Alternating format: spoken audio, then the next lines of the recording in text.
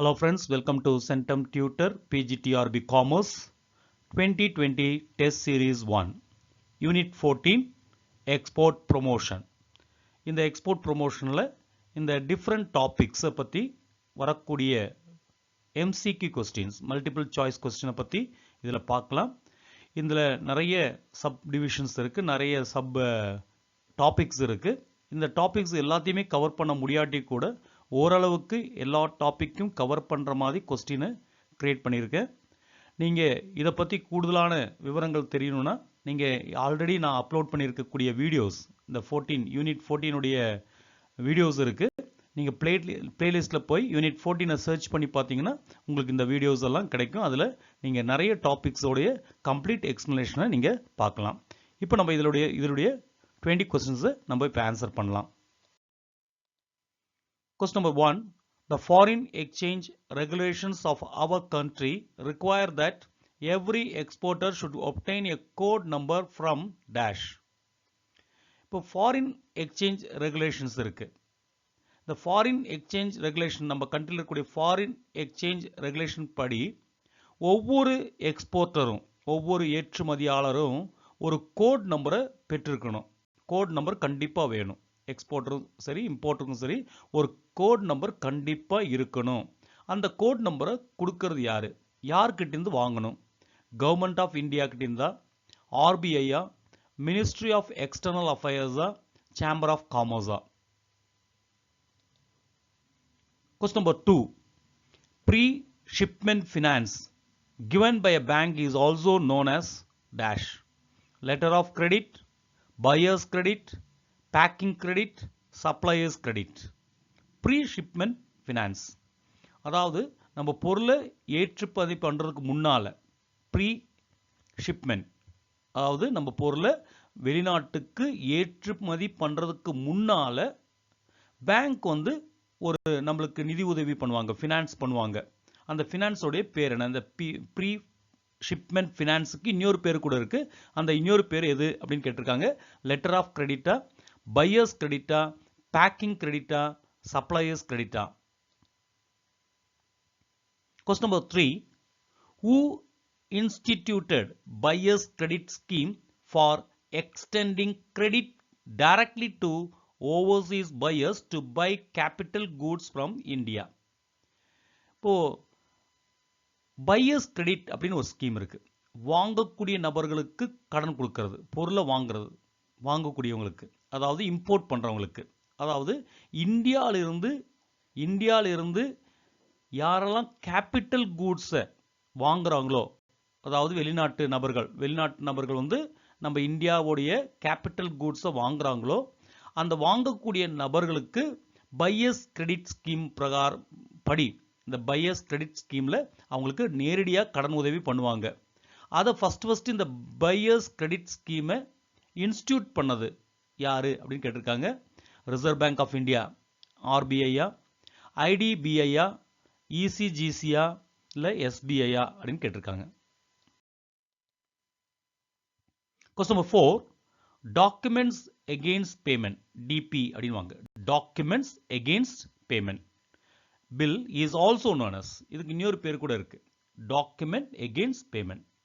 Document வந்து பேமெண்ட்டுக்கு எகெயின்ஸ்டாக கொடுக்கக்கூடிய document, பேமெண்ட்டுக்காக கொடுக்கக்கூடிய டாக்குமெண்ட்டுக்கு, அந்த பில்லுக்கு என்னென்னு இன்னொரு பேர் இருக்கு. அது டேஷ் பில் அப்படி சொல்கிறோம். அது டைம் பில்லா, டிமாண்ட் பில்லா, கிரெடிட் பில்லா, இல்லை இது எதுவுமே கிடையாதா? none of the above. Question number 5. Letter of credit is dash of payment by importer to exporter through his bank. The letter of credit அப்படின்னு ஒரு இருக்கு, அதாவது பேமெண்ட் கொடுப்பாங்க. இம்போர்ட்டர் வந்து எக்ஸ்போர்ட்டருக்கு அவங்களுடைய பேங்க் வழியா, த்ரூ இஸ் பேங்க் வழியா கொடுப்பாங்க. அந்த பேமெண்ட் என்ன? ஆர்டரா, அப்பீலா, கேரண்டியா, ப்ராமிஸா? The letter of credit is dash of payment by importer to exporter through his bank. Question number 6. Invoice attested by the High Commission of Importer is known as dash. ஒரு invoice, இடாப்பு அப்படின்னு சொல்லலாம். அந்த இன்வாய்ஸை வந்து attest பண்ணுவாங்க. யாருன்னா high commission of importer. இம்போர்ட்டருடைய இறக்குமதியாளருடைய ஹை கமிஷன் வந்துட்டு அதை அட்டஸ்ட் பண்ணுவாங்க. அதுக்கு என்னன்னு பேரு? கன்சுலார் இன்வாய்ஸா, கமர்ஷியல் இன்வாய்ஸா, எக்ஸ்போர்ட் இன்வாய்ஸா, இம்போர்ட் இன்வாய்ஸா?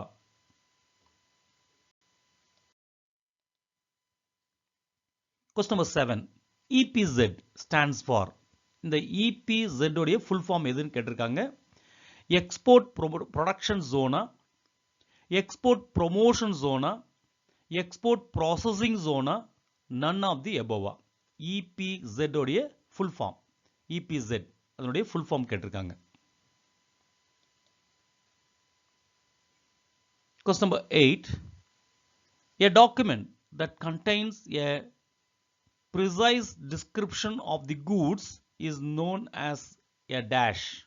ஒரு டாக்குமெண்ட்ல பொருளை பற்றியான சுருக்கமான விவரங்கள், நம்ம பொருளை ஏற்றுமதி பண்றோம் அப்படின்னா அந்த ஏற்றுமதி பண்ணக்கூடிய பொருளோடைய டிஸ்கிரிப்ஷன், ப்ரிசைஸ் டிஸ்கிரிப்ஷன், சுருக்கமான ஒரு விளக்கம் அளிக்கப்பட்டிருக்கும். என்னென்ன பொருள், எவ்வளோ, என்ன அப்படின்றத பற்றி கொடுத்துருப்பாங்க. அந்த டாக்குமெண்ட் எந்த டாக்குமெண்ட்ல இருக்கும்?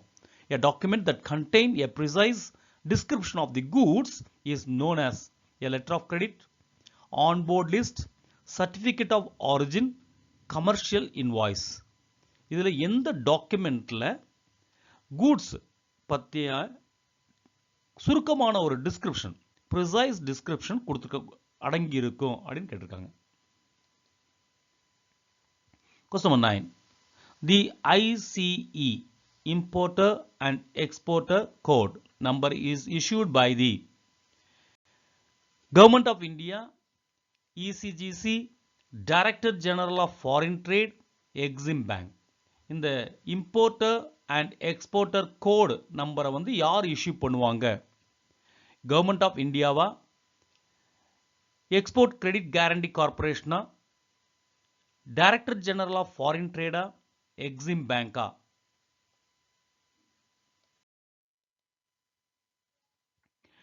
Question number 10. The apex body of the foreign trade is. வெளிநாட்டு வணிகத்தினுடைய apex body, அதாவது தலைமை, அது யாரோட apex bodyன்றது எல்லாத்துக்கும் மேலே டாப் பாடி, apex body வந்து foreign trade apex body எது அப்படின்னு கேட்டிருக்காங்க. ரிசர்வ் பேங்க் ஆஃப் இந்தியாவா, government of India, ministry of foreign affairs, ministry of commerce? இதில் யார் வந்து இந்த ஃபாரின் ட்ரேடோடைய அபெக்ஸ் பாடி? ஃபாரின் ட்ரேடு, வெளிநாட்டு அயல்நாட்டு வணிகத்தினுடைய அபெக்ஸ் பாடி ஹெட் எது அப்படின்னு கேட்டிருக்காங்க. ரிசர்வ் பேங்க் ஆஃப் இந்தியாவா, கவர்மெண்ட் ஆஃப் இந்தியாவா, மினிஸ்ட்ரி ஆஃப் ஃபாரின் அஃபயர்ஸா, மினிஸ்ட்ரி ஆஃப் காமர்ஸா? Question number 11. Bill of lading is issued by the. இந்த bill of lading அப்படின்றது நம்ம எக்ஸ்போர்ட் பண்ணும்போது கொடுக்கக்கூடிய ஒரு பில், அதாவது கப்பலில் பொருளை ஏற்றி அனுப்பும்போது கிடைக்கக்கூடிய ஒரு இது, அந்த லிஸ்ட், என்னென்ன பொருள் ஏற்றிருக்காங்க, எப்படி இருக்கு, அது கிளியர் பில்லா அப்படின்னு பார்க்கறது தான் இந்த பில் ஆஃப் லேடிங். இது யார் இஷ்யூ பண்ணுவாங்க அப்படின்னு கேட்டிருக்காங்க. ஷிப்பிங் கம்பெனி கொடுப்பாங்களா, இல்லை கேப்டன் ஆஃப் தி ஷிப், அந்த ஷிப்பினுடைய கேப்டன், அந்த வெசலுடைய கேப்டன் கொடுப்பாங்களா, இல்லை கஸ்டம்ஸ் அத்தாரிட்டி, அந்த சுங்கவரி வசூலிக்கக்கூடிய அந்த ஆணையம், கஸ்டம்ஸ் அத்தாரிட்டி கொடுப்பாங்களா, இல்லை ECGC, export credit guarantee corporation கொடுப்பாங்களா? இந்த பில் ஆஃப் லேடிங்கை யார் இஷ்யூ பண்ணுவாங்க? 12th question. Dash is an industrial unit offering for export its entire production. Export oriented unit, export processing unit, free trade zone, all the above. இது ஒரு industrial unit. இந்த industrial unit வந்து தான் produce பண்ணக்கூடிய complete கூட்ஸையும், complete ப்ரொடக்ஷனையும், entire ப்ரொடக்ஷனையும் ஏற்றுமதி பண்ணுவாங்க, export பண்ணிடுவாங்க. அந்த இன்ஸ்டிடியூஷன், அந்த இண்டஸ்ட்ரியல் யூனிட்டுக்கு நம்ம என்னன்னு சொல்லுவோம்? எக்ஸ்போர்ட் ஓரியன்ட் யூனிட்னு சொல்லுவோமா, எக்ஸ்போர்ட் ப்ராசஸிங் யூனிட்டா, இல்லை ஃப்ரீ ட்ரேட் ஜோனா, ஆல் தி அபோவா?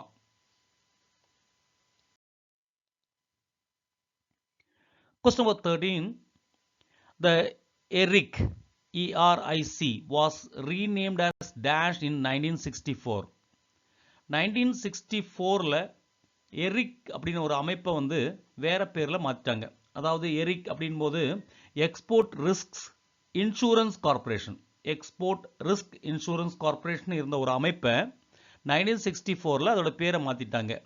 இசிபிசினா, இசிஜிசியா, இஏசிபியா, இசிபிஜியா கேட்டிருக்காங்க. எரிக்கை வந்து எப்படி ரீநேம் பண்ணியிருக்காங்க, என்னவாக ரீநேம் பண்ணியிருக்காங்க, மறு பேர் 1964ல போட்டிருக்காங்க.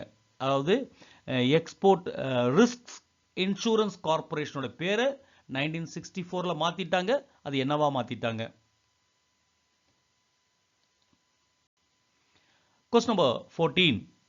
Exim Bank, Export Import Bank, lending to foreign governments and foreign financial institutions in the form of.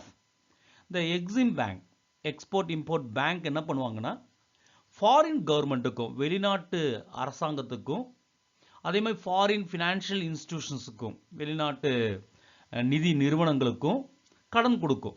அதாவது நம்ம பொருளை, அதாவது இந்திய பொருட்களை இறக்குமதி பண்ணுறதுக்காக, அவங்க நாட்டில் நம்ம பொருளை இறக்குமதி பண்ணுறதுக்காக, இம்போர்ட் பண்ணுறதுக்காக அவங்களுக்கு கடன் கொடுப்பாங்க. எதுக்காகனா அவங்க வந்து யாரெல்லாம் இம்போர்ட் பண்ணுறாங்களோ அவங்களுக்கு கடன் கொடுக்கறதுக்காக நம்ம கடன் கொடுப்போம் இங்கிருந்து. அதாவது நம்ம எக்ஸிம் பேங்க் என்ன பண்ணுன்னா ஃபாரின் கவர்மெண்ட்டுக்கும் ஃபாரின் ஃபினான்ஷியல் இன்ஸ்டிடியூஷன்ஸுக்கும் கடன் கொடுப்பாங்க. எதுக்காக கடன் கொடுப்பாங்கன்னா அந்த கவர்மெண்ட்டும் அந்த ஃபினான்ஷியல் இன்ஸ்டிடியூஷனும் அங்கிருந்து இம்போர்ட் பண்ணக்கூடிய இம்போர்ட்டருக்கு கொடுப்பாங்க, நம்ம நாட்டிலேருந்து இம்போர்ட் பண்ணுறதுக்காக. அதை எந்த வடிவில் கொடுப்பாங்க, எந்த ஃபார்மில் கொடுப்பாங்க? கமர்ஷியல் லோன்ஸாவா, ரீட் டிஸ்கவுண்டிங் பில்லாவா, லெட்டர் ஆஃப் கிரெடிட்டாவா, லைன்ஸ் ஆஃப் கிரெடிட்டாவா? 15th question, dumping refers to.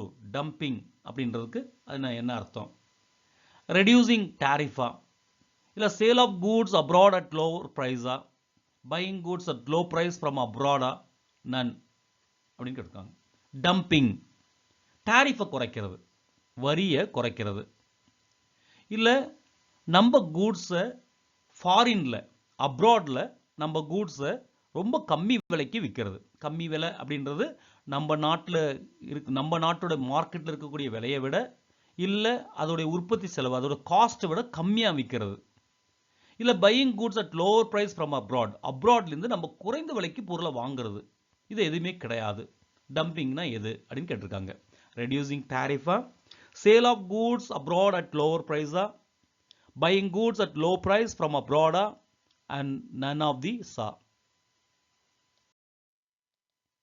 Question number 16. The term euro currency market refers to.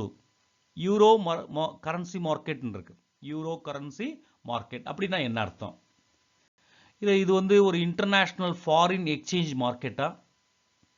The market where the borrowings and lendings of currencies takes place outside the country of issue. எந்த country issue பண்ணுறாங்களோ அந்த கண்ட்ரிக்கு வெளியில் அந்த கரன்சியை வாங்கிறது, அதாவது borrow பண்ணுறது, lend பண்ணுறது, கடன் வாங்கிறது, கடன் கொடுக்கறது நடக்கக்கூடிய ஒரு மார்க்கெட்டா? The countries which have adopted euro as their currency, எந்தெந்த நாடுகளெல்லாம் யூரோவை வந்து தன்னுடைய கரன்சியாக ஏற்றுக்கிட்டாங்களா, அது அந்த கரன்சியை ஏற்றுக்கிட்ட மார்க்கெட்டா, அந்த கண்ட்ரிஸியா? The market in which euro is exchanged for other currencies. இந்த யூரோவை வந்து மற்ற கரன்சிக்கு, மற்ற நாடுகளுடைய கரன்சியா மாற்றக்கூடிய ஒரு மார்க்கெட்டா? எதை வந்து நம்ம யூரோ கரன்சி மார்க்கெட் அப்படின்னு நம்ம சொல்லலாம். Question number 17. The SDR interest rate is determined weekly on each dash. SDR special drawing right.